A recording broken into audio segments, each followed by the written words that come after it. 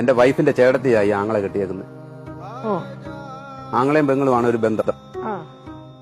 ഇവരും അമ്മ രണ്ടും അച്ഛനും കെട്ടിയേക്കുന്നത്. ആങ്ങളെയും പെങ്ങളുമാണ് ഒരു ബന്ധം. ലളിതമായിട്ട് പറഞ്ഞാലെന്താ വെറുതെ കൺഫ്യൂഷൻ ഉണ്ടാക്കുന്നതിന്. അമ്മ രണ്ടും അച്ഛനൊന്നും.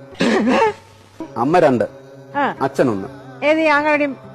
എന്റെ വൈഫിന്റെ എന്റെ ആങ്ങളുടെ അച്ഛൻ ഒന്നാ. എന്റെ വൈഫിന്റെ എന്റെ ആങ്ങളുടെ അച്ഛൻ ഒന്നാ. അങ്ങനെ വരാൻ വഴിയില്ലല്ലോ. പക്ഷെ അങ്ങനെ വന്നല്ലോ. അമ്മമാര് വേറെ.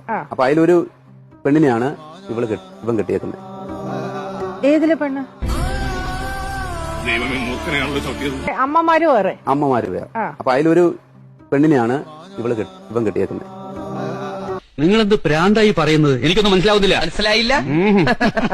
മനസ്സിലാക്കി തരാം. അപ്പൊ അതിലൊരു പെണ്ണിനെയാണ് ഇവൻ കെട്ടിയേക്കുന്നത്.